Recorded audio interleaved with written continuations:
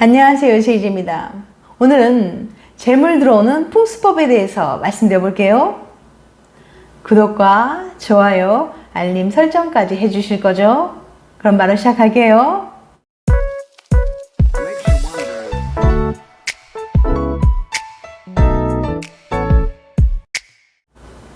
지형이나 방위가 인간의 길흉화법과 연결된다는 풍수지리. 팬데믹 이후 많은 사람들이 집안 인테리어에 많은 관심을 가지게 되면서 인테리어도 챙기고 덤으로 복이 들어오는 집으로 만드는 풍수지리 인테리어가 뜨고 있습니다. 집을 꾸민다면 기왕이면 풍수 인테리어로 꾸며 좋은 기운으로 집을 가득 채우는 게 좋겠죠. 금전운을 부르는 풍수지리 인테리어를 따라해서 나쁠 건 없으니까요. 이를 참고해서 집안 인테리어를 하면 풍족한 삶에 대해 기대할 수 있어서 좋잖아요. 부산과학기술대학교 풍수명리복지과 장래행정복지과의 김기범 교수가 그에 져서 인테리어 기법과 생활 속의 풍수를 통해 밝힌 금전운을 부르는 욕실, 거실, 부엌의 인테리어 방법을 알려드릴게요. 이 영상 보시고 집안에 금전운 들어오게 인테리어 해보세요. 욕실 풍수지리. 첫 번째, 욕실의 벽과 수건은 파스텔톤. 모래 기운과 가장 궁합이 잘 맞는 색은 파스텔텐입니다. 부드럽고 연한 색상을 사용해서 벽을 꾸미는 게 좋아요. 또한 수건의 색상도 중요한데요. 수건의 이상적인 색은 채도가 높지 않은 옅은 파스텔톤이 좋습니다. 채도가 높지 않은 옅은 파스텔톤 욕실은 금전운을 부릅니다. 두 번째, 욕실 조명은 백열등. 밝은 욕실은 좋은 기운을 불러옵니다. 자연 채광이 들어오는 것이 가장 좋아요. 자연 채광이 들어오지 않는다면 이와 비슷한 백열등을 사용하는 것이 좋습니다. 거실 풍수지리. 첫 번째, 거실에 어항이나 분수 설치. 풍수에서 물은 곧 돈을 의미해요. 따라서 거실 내에 실내 분수나 어항을 두는 것이 좋습니다. 물의 기운을 담고 있는 소품은 현관에서 멀리 두되 북쪽과 서쪽에 두는 것이 좋아요. 두 번째, 복을 부르는 그림 걸어두기. 탤런트 한보름은 TVN 온앤오프에 출연해서 해바라기 그림을 집에 건 이후 광고 계약 3개를 했다고 말했어요. 동양에서 해바라기는 재물을 의미합니다. 해바라기 그림이나 풍경화를 벽에 걸어두면 금전운이 올라가요. 그러나 너무 많은 그림은 오히려 운의 통로를 가로막을 수 있으니 한두 개만 걸어두는 것이 좋습니다. 부엌 풍수지리. 첫 번째, 설거지 끝낸 그릇을 바로 정리하기. 설거지 후 물기를 빼기 위해서 그릇을 엎어놓는 경우가 많죠.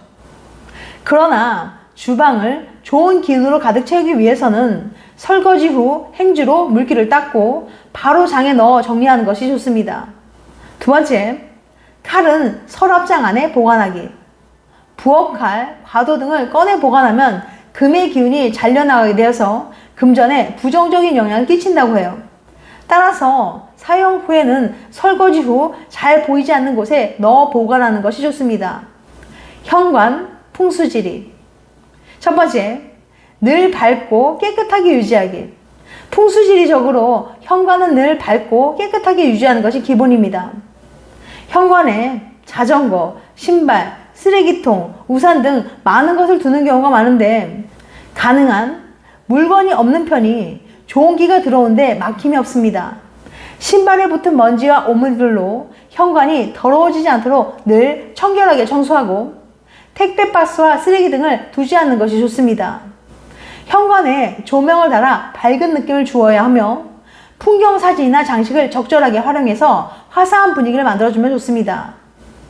그늘 없이도 잘 자라는 관엽식물을 두어서 공기 정화와 싱그러운 분위기를 연출하는 것도 좋아요. 조화와 말린 꽃은 두지 않는 것이 좋습니다. 두 번째, 거울 위치에 따라 달라지는 운.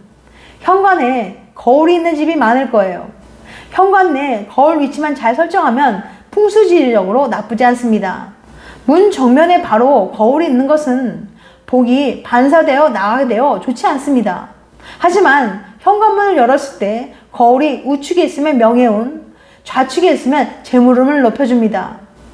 전항수 한국풍수지리연구원장은 매거진 환경을 통해 만약 정면에 거울을 걸어야만 한다면 금속이나 나무 재질 테두리가 있는 것을 선택하며 거울 앞에는 관엽식물을 두는 것이 좋다고 전했어요. 세 번째, 중문 설치하기. 단열 효과와 소음을 줄이기 위해서 현관과 집안 사이에 중문을 설치한 집이 많죠.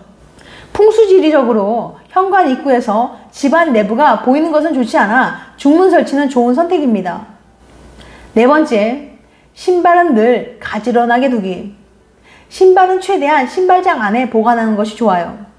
신발장 크기도 여유로운 편이 좋으며 최대한 비어있는 편이 좋습니다. 신발은 늘 가지런히 정리하고 신발 앞 코가 집안 내부를 향하도록 정리하는 것이 좋습니다. 침실 풍수지리. 침실에 두면 안 되는 물건 5가지. 숙면 방해하고 몸 기운까지 빼가요. 평소 별 생각 없이 침실에 둔 물건들이 숙면을 방해할 뿐만 아니라 몸속 기운마저 뺏고 있다고 생각해 본 적 있나요?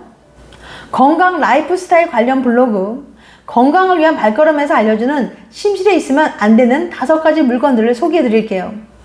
그리고 당장 오늘 자신의 침실을 점검해 보세요. 첫 번째, 꽃.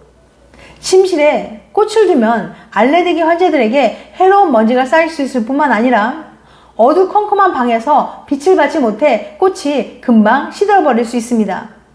또 풍수지리 전문가들에 따르면 불륜과 배신을 조장한다고 해요. 꽃은 사랑과 관련된 문제를 나타내며 불륜과 같은 결혼 문제를 일으킬 수 있다고 합니다.